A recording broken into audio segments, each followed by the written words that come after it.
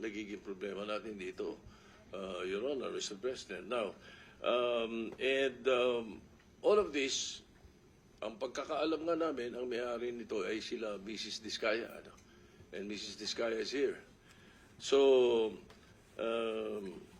pwede po bang, Mrs. Diskaya, pwede po bang ibalita nyo sa amin, ikwento nyo sa amin yung napanood namin sa inyo sa television na sinasabi ninyo. Kailan po kayo unang nagkaroon ay kumita ng bilyon sa construction industry? Anong taon po yun? Good morning po. Billion po. Opo, kwento nung, narinig po namin sa television, sinasabi nyo sa interview nyo dahil tinanong kayo kung anong naging gateway para gumanda ang buhay nyo. Sabi nyo kayo hindi naman nakakaangat nung araw. At tapos sabi ninyo ay noong DPWH na kami. Yun po yung sagot ninyo eh. So, at tinanong kung magkano at sabi nyo bilyon. Kailan po itong unang bilyon na kumita kayo sa DPWH?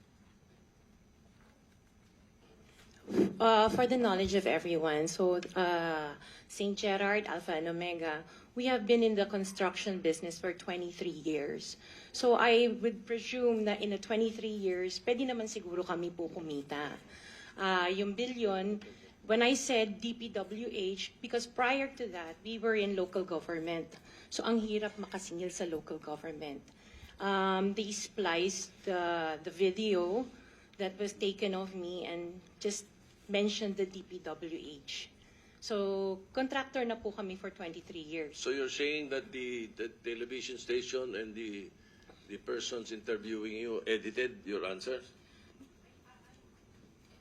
I think so, sir, kasi I did mention that I was doing local government as well as private po.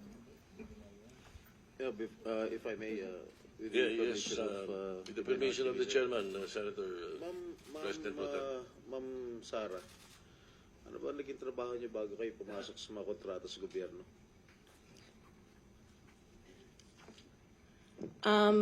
My father was a contractor before.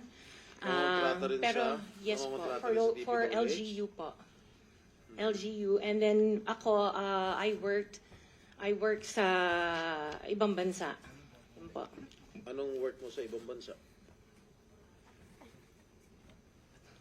I was a dental receptionist and an orthodontic nurse. So you are a doctor? Nurse? No po. Yung asawa mo, ano trabaho? He works sa isang development corporation. And him and his brother were parang private contractors sa subdivision namin. Paano kayo, how were you enticed to join the mga kontrata sa DPWH? Who influenced you? Wala naman po. Nakita namin on PhilJeps na may mga projects na pwede palang mag-join. So we joined the bidding na we know that we were qualified for. All right, Mr. Chair, I would like to reserve all my questions if my turn comes already. Thank you, Mr. Chairman, to continue. Senator, Mr. Chairman. Mr. Chairman, Okay, with the permission of the Senator Minority Leader. So, the Minority Leader. Ma'am, very clear man yun sa video na sinabi mo. Kung kailan kayo kumita ng malaki, sabi mo, noong nag-DPWH na kami. Ngayon, gusto mong i-attribute yung wealth ninyo going back noon pa sa tatay mo, noong nagsimula kayo ganon. Pero very clear, the video won't lie. Sinabi mo, noong nag-DPWH na kami. Yes po. So, kailan ba kayo nag-DPWH? Parang sometime in 2012, nag-start kami with DPWH. Can you be definite with your answer? Parang 2012? Oh, please, because you're under oath, please. Yes po. Make sure of your answers. Sometime in 2012, we started with DPWH. We started with joining biddings. Pero prior to that, we were with local government. Yung mga flood control projects, kailan kayo nag-engage ng flood control projects sa DPWH? Siguro mga 2016 onwards. Please make sure of your answer. Yes po, 2016 onwards po. 2016 onwards? Yes po. 2016 onwards. May follow-up Yes, ka sir. ba? Okay. Go ahead, sir. Go ahead. All right. Kasi based on your... Una sa lahat, we would like to clear the reason that we're asking you this, and centering on you at the start. Ganon din ang gagawin naming takbo doon sa ibang mga kontratista rito na naibitin natin na nasa top 15 ng presidente. Nasa top 15 ng presidente, may mga flood control projects, mayroong guni-guni, mayroong ghost, mayroong nagawa, may nagawang palpak, okay, may nagawang tama. Ngayon, tapos marinig namin yung kwento sa television na tungkol doon sa sinasabi nyo na napakarami ninyong kinita at ika nga sa DPWH to 2016 kayo nag-umpisa sa DPWH. Pero yung mga pinakitang mga sasakyan ninyo ay 2022, 2025, 2024.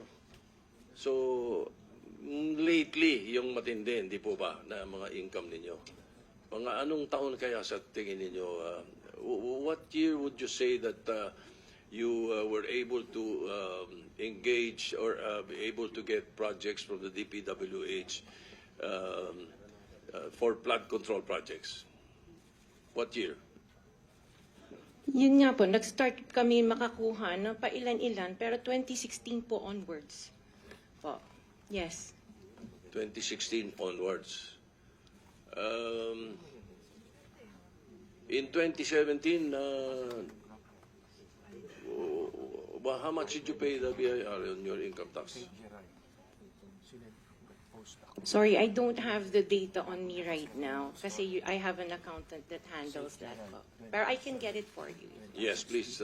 May we request that Yes po. we find out how much your income taxes were paid from that time, 2016, to the present. No? Okay po. All right. Now, Mr. Chairman, in 2015, St. Gerard, which you own also, no, Mrs. Discaya, was suspended by the DPWH. In 2020, they were blacklisted by the DPWH. However, St. Gerard's pickup license was renewed and is valid from July 1, 2023 to January 28, 2026. For St. Timothy, which you also own, it was found out by the President that the 2023 Bulacan River project amounting to 96.4 million was deemed completed even in more than 200 meters of revetment were not built. St. Timothy's pickup license was also renewed 2025 to 2027. So